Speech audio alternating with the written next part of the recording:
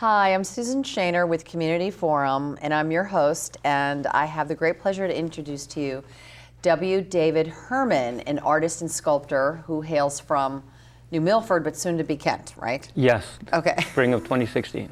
Okay, well, welcome, David. Thank you. Thank you for having me.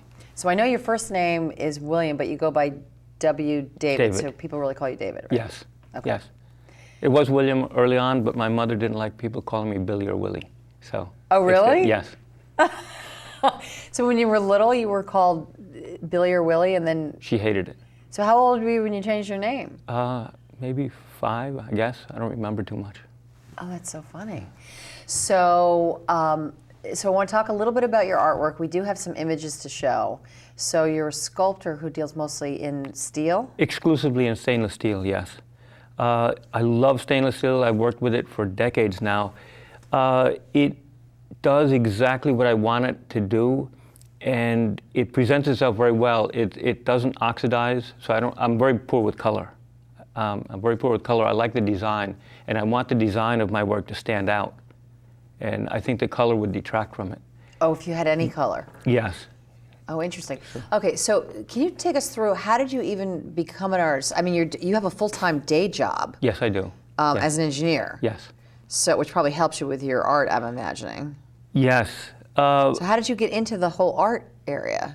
Well, my first job out of college, I joined the Talix Art Foundry in Beacon, New York at a tremendous time, and I worked with world-class artists like Jeff Koons and Frank Stella and Nancy Graves, and I learned art from them. I was already an engineer, and when I joined the foundry, I fell in love with metalworking, fell in love with it totally unexpectedly. As soon as I started working with it, I had to know everything about it. Wanted to know how to weld it, machine it, form it, had to know everything.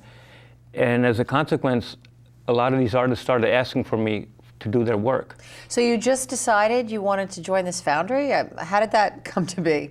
Well, shortly after I got out of college, I was traipsing around the country, taking a summer off, and my father passed away.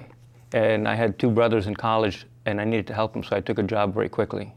Oh, okay. So this was your job? Yes. Oh. And so you had graduated college, and you took a job just to make money working at the foundry? Yes, just to make some money quickly. And I stayed there for years. I fell in love with it. And then, but now you're an engineer. That's your day job? Yes. I did it for a long time. I took it to what I thought was this full course. I thought, after almost a decade, I'd learned everything that I needed to know, and I had to move on.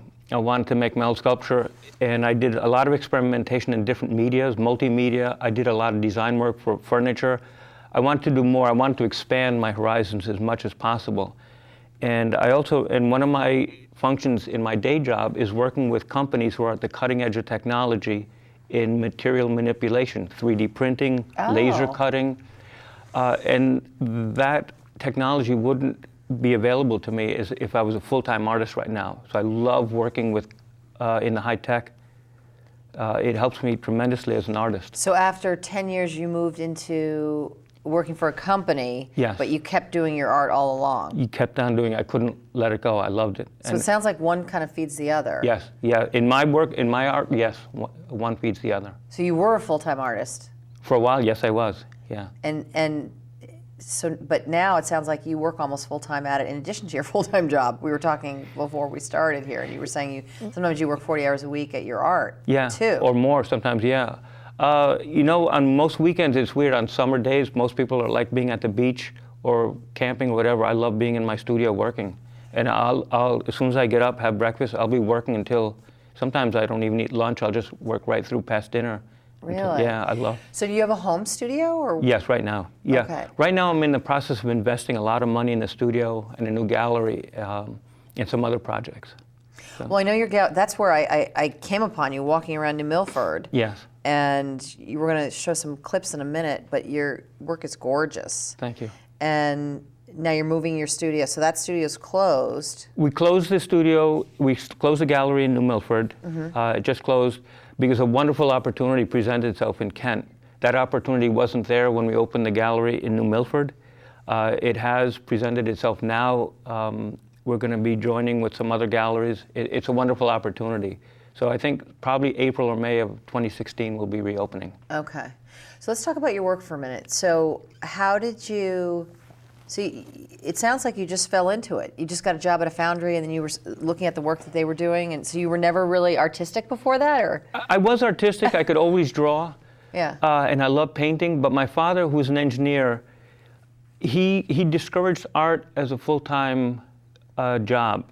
He always said, get a career and do it, and if it works out, great, but always have, and that's the advice I would give to artists coming up, is have a degree, have a skill, so because it could take years or decades for your art to work out. Yeah. And you want to live a comfortable life, you want to be able to have the funds to dedicate to your work and be true to your work. That's what I was wondering, because you started out as an artist. So most people who started out as an artist usually kind of stick with it, but then you went and got a job. And I imagine that your materials are expensive. They are expensive. I mean, more than just, you're not and the just tools, drawing. yeah. At one time, my wife joked that my welding machine cost more than my car. Right. I mean, I can imagine. So, yeah. And to have a studio for the work that you do, bending metal and all of that, I mean, that's no small feat. No, it isn't. It's very expensive. Stainless steel is very expensive. But I think to be a lot of type of artists, I mean, even a musician, music lessons, if you're a violinist, a violin costs a lot of money. Yeah, yeah. So, well, let's go to look at some of your images of your actual work that you've done, and let's talk about them, because I think a picture's worth 1,000 words, and we really need to see what get a sample of some of your work and what it looks like. So this first image right here, what's the title of it? this is The Archer. The Archer. And this is, to me, one of my perfect blends of art and engineering, because I love the geometry of the bow and arrow, the archer. I try and do, I only try and put in as much into the sculpture to make you understand what I'm trying to say, and take everything else out. Well, it's really amazing. What I love about it is it's abstract, and like you're saying, it's minimalistic, meaning you don't have the whole image there. You could just see the face, but then you see the arrow as it's projecting, and you really create this fabulous illusion of creating a string with the metal. I mean, it looks really malleable. To me, stainless steel is amazingly malleable. When I'm working with it, it does basically anything I want it to do. It's amazing. It seems to get soft when I'm working with it, does anything, and then as soon as it's finalized, it goes back to its stable state. I mean, so that's... And on the Archer, by the way, the base up against the wall is the target the Archer's shooting at. The upright in the circle is the target. Oh, let's look at that again. Okay, so that's the target right up against the face. Yes. So it's really, you know, when I first saw this, I didn't get it right away, but then I saw that as you're looking at it, it just draws you, no pun intended, but I mean, it really draws you in. And when I got that, it reminded me, this is going to sound crazy, but it reminded me of Picasso and Cubism, because it's like you're looking at things from multiple perspectives at the same time. Yes. So it's very abstract. I mean, it's amazing not only how you've conceptualized this, but your execution of it. And where a lot of the engineering comes in is I cantilever a lot. See, the entire Archer sculpture is cantilevered right at the point where the bow touches, or the arrow touches the target. Now, what does that mean exactly? Cantilevered is you usually have one point of contact and everything is overhanging. Wow. At an angle. Wow, let's look at that again. I'm just amazed by that. Right where the left hand is holding back the string, that's where contact is made with the base, and the entire... That's the only point. That's the only point. So that requires incredible craftsmanship to do that. And then the arrow is holding up the entire bow. That's amazing. Look at that. There we are. That is truly amazing. I mean, how did you figure that out? I'm asking like an obvious dumb question, but how did you figure that out? It's all structural engineering. The inside of that bow actually has, if you cut it open, has a miniature, looks like a miniature bridge structure to make it strong enough. Wow. Most of my sculptures have hidden structures that you'll never see. And when engineers or welders come in, they try and disassemble it to figure out. So it just speaks to not only your abstract thinking in terms of conceptualizing some of these things, but your skill as a craftsman in how you've engineered it and really working with the materials over so much time. Yes, it challenges all my skills, all my disciplines. Yes. Yeah. And that's what I like. That's what keeps me challenged. I mean, when I saw that one, I was like, wow. Okay, let's go to the next one. Okay. Let's see what we have here. Okay, now what's the name of this one? This is Stradivaria. This might be my favorite. I was listening to Mozart on violin, and I tried to conceptualize the violin player on a Stradivaria violin. And everything is held up by where the left hand is plucking the chords. Everything is held up at that point. Wow. To me, and you'll see another string musician here, to me stringed musical instruments make the greatest geometry for sculpture. I love stringed instruments. Well, even, so that circle, is that sort of trying to imagine like the sound of it? Or the arc of the violin as the bow swings around. It's like the air, in a way. You're portraying the air. I'm creating motion. Yeah. Yes. That's where you're dealing with so many different concepts. I mean, it's really high concept art. I think so. To me, it's how I see it. When I looked at a violin, that's what I see. Most people don't think that way. I mean, really, this is why you're the artist. But not only that you thought of it, but the way that you've been able to manipulate the metal to make it real. One of my favorite heroes, Richard Feynman, one of the greatest physicists. Yeah. Yes, he has a lecture. You can still see it. It's called "Ode to a Flower," and he posited that scientists or engineers could enjoy art and appreciate art as much as anybody, but maybe on a finer level because you understood how the structures were working in harmony to create the art. Yeah, yeah. And it's something I believe it works for me because I understand how the metal's working. I understand the stresses and everything that go into it to make it work, at least for my work. I mean, I appreciate it from the artistic and the abstract conceptual level. But you're saying when you really understand all the inner intricacies of how to make it work structurally, you have an even deeper appreciation for it. Yeah, because a lot of times I'll come up with the idea, and then it takes me a while to figure out the structure to make it work. So, like, how long does it take you to create a piece? The longest piece has taken me 9 months. Wow, like every day working at it? Pretty much, yeah. That's amazing. It gets pretty complicated. The average probably take me 3 months. Wow. Okay, let's go to another one. Let's see what we have here. Okay. Now, what's this one? This is the piece that took me 9 months.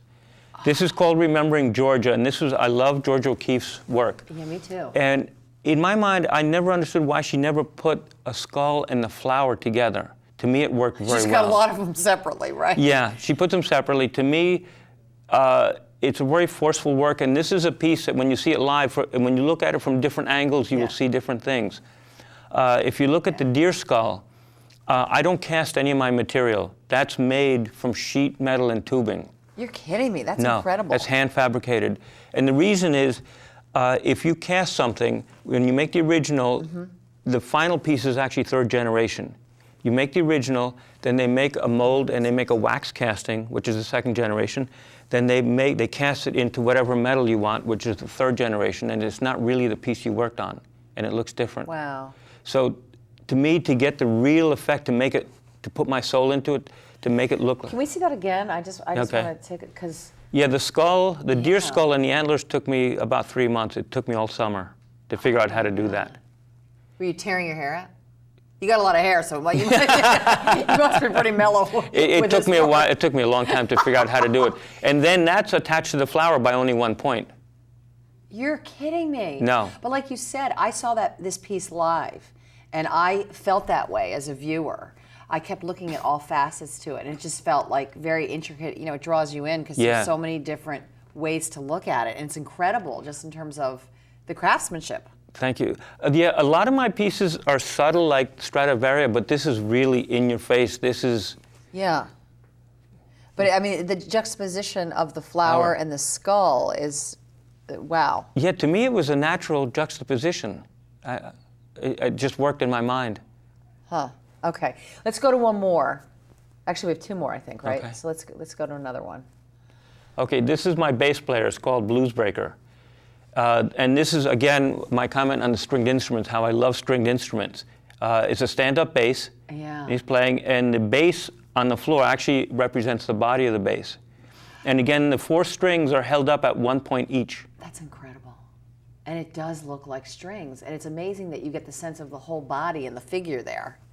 I mean, and you have a bunch of other musicians. You've got like John Lennon, you've got Janis Joplin, and it's just wild how you get who they are. I love music. I love music. And music inspires most of my sculpture. Yeah, you have a lot of musicians and musical pieces. That's incredible. Let's do one more. I think there's another one, right? Do we have the last one? Yeah, there we go. Okay, this is Embrace. Another aspect of my art is I think that there's great art in some of the simplest human emotions. And this is, actually, it started because I came up behind my wife and I hugged her, and she put her hands on my hands. And that's what it's, the embrace. It's a simple act of embracing and hugging. Yeah, that's very sweet, and you get the poignantness of it. Yeah, I have a few other pieces with just very simple act of smiling or talking.